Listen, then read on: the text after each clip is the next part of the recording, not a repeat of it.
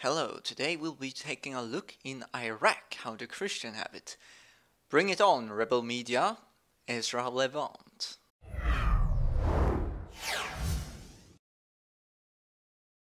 Ezra Levant for the Rebel.media. I am at a Christian refugee camp in northern Iraq, in the Kurdish region, near the city of Erbil. Behind me, a Christian church. I was just in there. It's packed. People are praying openly as Christians, obviously, across outside the building. Many of these apartments, they're called caravans. They're not really apartments. They're air-conditioned, though. They have satellite. They have kitchens. There's an infirmary here.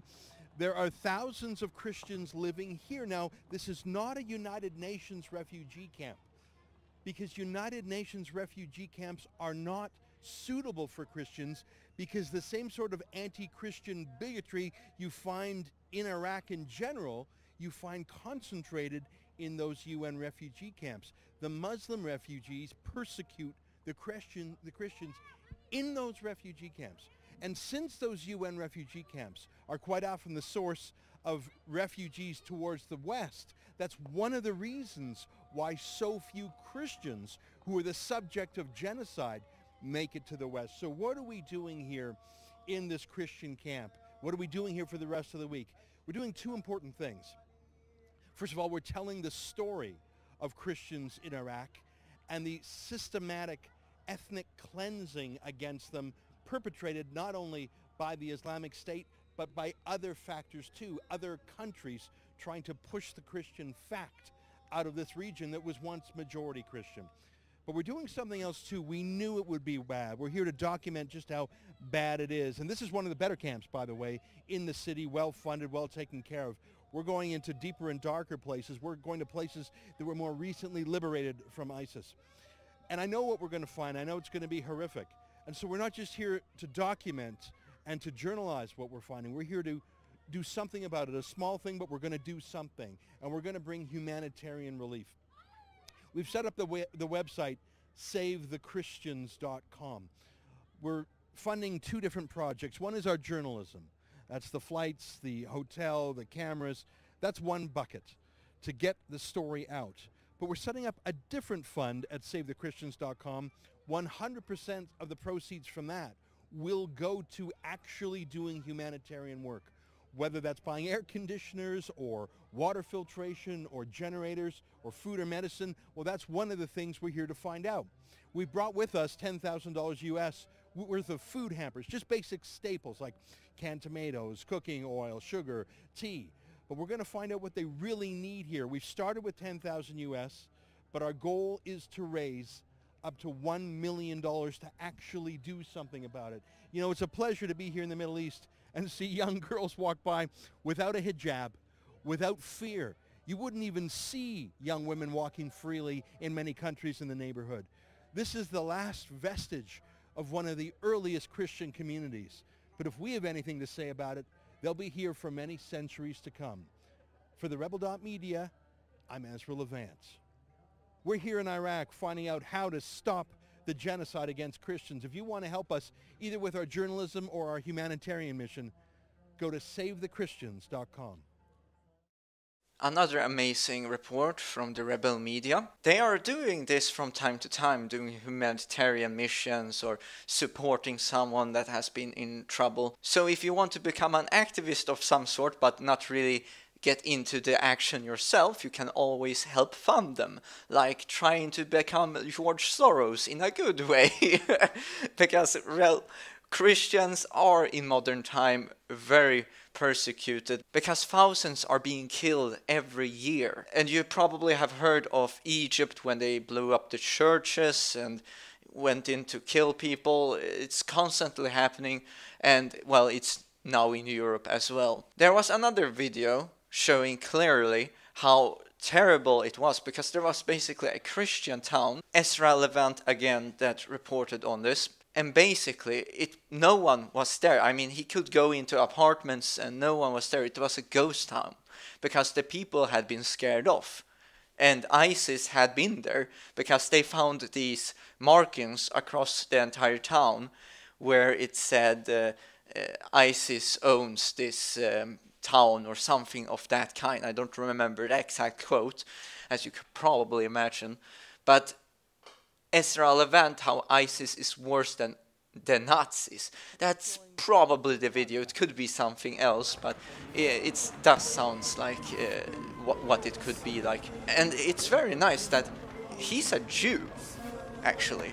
Most of the people on Rebel Media are Jews, from what I understand. I mean, they have people like Tommy Robinson and others that also come here and does excellent reports that are not Jews, but it just goes to show that he cares about others' religions, and I think modern Christians nowadays also care a lot about Jews. And I think the more and more we see of this socialism and Muslims, this cultural war that we have on how we should govern our countries, on what we should believe is morally right, and etc., as this becomes more and more apparent, it goes to show that people start to care more and more about Christianity. Even atheists sees the values of Judeo-Christianity.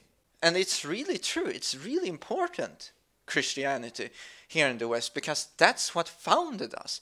I mean, you could be like Obama and blame the Crusades and everything and justify that for us being attacked by the Muslims. You know, he's a dirty creep Muslim himself.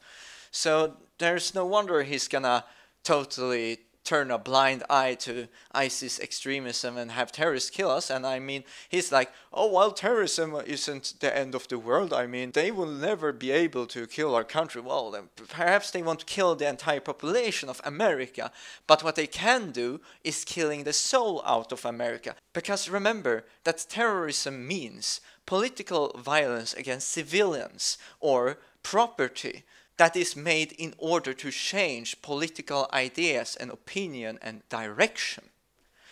And then we of course have assassinations, and that's political murder. In other words, I just wanted to highlight that the people that we really should care about in these countries are the Christians, not these posing Muslims and economic migrants that we constantly pour in. But mind you, it's not like the Muslims are purely bad. I mean, we have here in my hometown where there are majority of Syrian Orthodox migrants in this town, and I live in sort of the ghetto slum of it all, and we have such a huge problem with organized crime. Here it's not the usual rape you hear about in Sweden, that, oh, they got raped, oh, they got raped. I don't hear much of that going on in this town. In this town, it's much more organized crime to do insurance frauds. They burn cars like every day in the city. And you should see the sea of trash and the manipulations of our welfare system and cheating with taxes. That's the problems we have with taking in the Syrian Orthodox and, well, all the other groups. It's not just purely one group, and probably a lot of Muslims as well here, because, well, we had several from my hometown that went down to Syria and Iraq for fighting for ISIS. However, they denied it, and I'm pretty damn sure they were welcomed back as they welcome anyone else. So yes, and one of those were actually going into high school. So yep, I bet those teens are gonna feel safe with that guy around. Anyways, he had a body armor with him, and it's commonly known that ISIS wanted their supporters to come down with some form of equipment. But, you know, it's not suspicious at all. I mean, he just goes down to the Middle East while ISIS are at their worst, and no one is gonna suspect a thing, especially him wearing a body armor. Why would he want that? Probably he was going to enlist in ISIS, that's what I'm trying to say. But yes, certainly, I think if these Syrian Orthodox was instead Muslim, it would have been far worse. I think I would have been attacked far more than I have in my life, and mind you, I have been attacked. Whether they are Muslims or Christian, I cannot say. I think most of the people here are faithless, as I see them just using God as, I swear to God I did this, I swear to God I did this.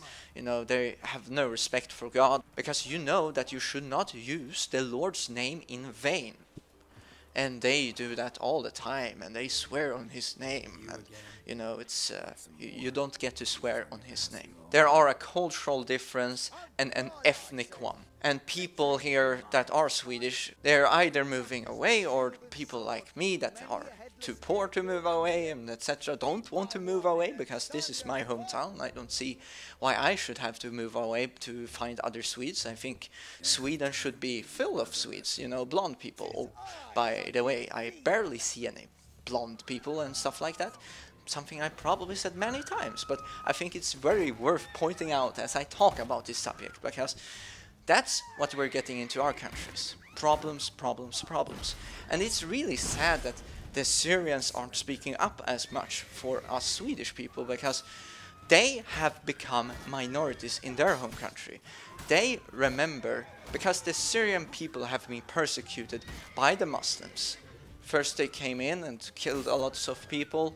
They were forced to pay 3 times as much tax as they used to, and the Muslims didn't have to pay any tax. And the enormous murder the Ottoman Empire committed. I think it was over 400,000 Syrians that got slaughtered, and most of them Christian as well, because, well, you have this religion of peace expanding to the house of war. Yeah, but yeah, you see why it's not religion of peace when they kill people. But anyways, I highly suggest you following Rebel Media. It's a really interesting alternative news site, and as well they have gotten a huge problem with the new YouTube problems. Well, they're not really new, they have just been expanding this idea for quite some while. I remember one of my first reports, as I was starting to do these reports, was about censorship. So yeah, this has been going on for some time, but now they are starting to really implement and go double down on it, because they are desperate in the fight for total dominance over us, and they don't want us to be free. They want to take that away. But it's really ridiculous. I mean, if I want to sit free and talk in my videos, I can talk about whatever I damn please, right? I should not have to worry about being censored. Because if someone doesn't like what I have to say, they can go to some other video. Just like me, if I don't like what someone has to say and I don't want to listen to it, I just go to the next video.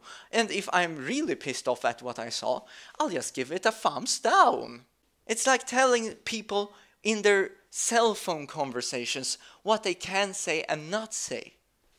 It's ridiculous. It's like a cult, and that's what they are. It's like freaking North Korea. They have to sit there in their diversity classes and just get brainwashed with this liberal lunacy, and they have these blue-haired colored feminists telling people what diversity means.